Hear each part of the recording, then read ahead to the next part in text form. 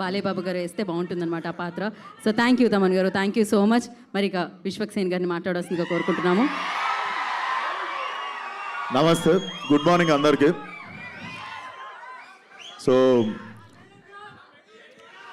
Good morning అందరికీ. Firstly సినిమాని support చేయడానికి వచ్చిన మీడియాకి thank you so much. And అలాగే సినిమాని సపోర్ట్ చేయడానికి వచ్చిన హీరో అనిల్ రావుపూడి గారికి,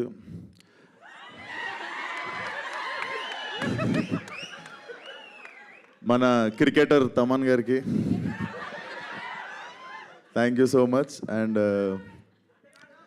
ఈ సినిమా చూసినప్పుడు ఈ ట్రైలర్ చూసినప్పుడు ఒకటే అనిపించింది అశ్విన్, వచ్చిన డైరెక్టర్ విశ్వక్సేన్కి థ్యాంక్ యూ అన్న, నువ్వన్నా గుర్తించను. అరే పొద్దున షాపులు కూడా తెరవారు, ఏం అరుస్తుర్రా. సో ఈ ట్రైలర్ చూసినప్పుడు ఒకటే అనిపించింది అశ్విన్, చాలా పగడబందీగా ప్లాన్ చేసావు మైక్. సో బేసిక్గా ఆ మ్యూజిక్ ఏంది గురు, తమనన్న నువ్వు కూడా కొట్టినావు కదా వెనక 2-3 డప్పులు, నిజం చెప్పు. దుమ్మలు అదురుతున్నాయి, ఏమంటారు దాన్ని, కడుపులు అదురుతుండే. Definitely very impactful trailer. Ashwin, this film should ఇది ఉండిపోవాలనుకుంటున్నా నీ కెరియర్లో. లైక్ బిఫోర్ హిడింబ కాదు, శివం బజే, బిఫోర్ శివం బజే, ఆఫ్టర్ శివం బజే అవ్వాలనుకుంటున్నా నీ కెరియర్లో. అండ్ మనిషి చాలా మంచోడు, అస్సలు కల్మషం ఉండదు. జిమ్లో కలిసినప్పుడు కూడా he always rooted for me. And ఈరోజు నాకు రావడం కుదరకపోతే నేను గిల్టీ ఫీల్ అవుతుండే Ashwin. So this film should create a new mark in your career. And trailer కూడా చాలా ఇంపాక్ట్ఫుల్ అనిపించింది. అండ్ డెఫినెట్లీ అందరు చెప్పినట్టు ట్రైలర్ చూసినప్పుడు నాకు కూడా అనిపించింది there is some power behind this అని చెప్పి. సో అది శివుడు అనుకుంటున్నా.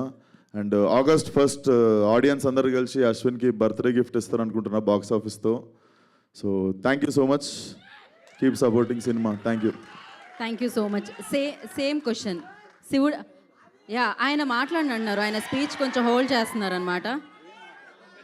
యా బిఫోర్ ఆది గారు మాట్లాడే ముందు విశ్వక్సేన్ గారు మీరు చెప్పండి, శివుడి పాత్ర ఎవరికి? అంటే ఆల్రెడీ బాలేబాబు గారు అని చెప్పారు. మేము మళ్ళీ ఆ ఆన్సర్ని మేము తీసుకోదలుచుకోవట్లేదు, వేరే ఆన్సర్ ఏదైనా మేము లాక్ చేసేసాం ఆ ఆన్సర్ అక్కడ. నేనే చేస్తా.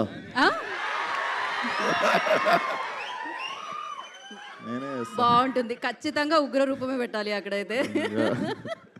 ఓకే, సో శివుడు అనగానే మీకు లైక్ ఏం గుర్తొస్తుంది? అండ్ మీ లైఫ్లో జరిగిన? నాకు డెఫినెట్లీ గామి గుర్తొస్తుంది. ఎందుకంటే నేను వారణాసిలో ఒక 15 రోజులు అఘోరా పాత్రలో తిరుగుతుండే.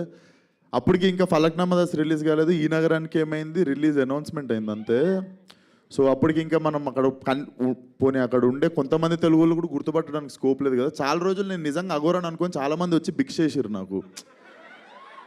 నవ్వే మ్యాటర్ కాదు, బేసికల్లీ అక్కడ చాలామంది అఘోరాలను చూస్తుండే నేను. So they believed me, it was very emotional. ఆ టైంలో కొంచెం ఒక జోన్లో ఉండే. So that 15-16 days remind me.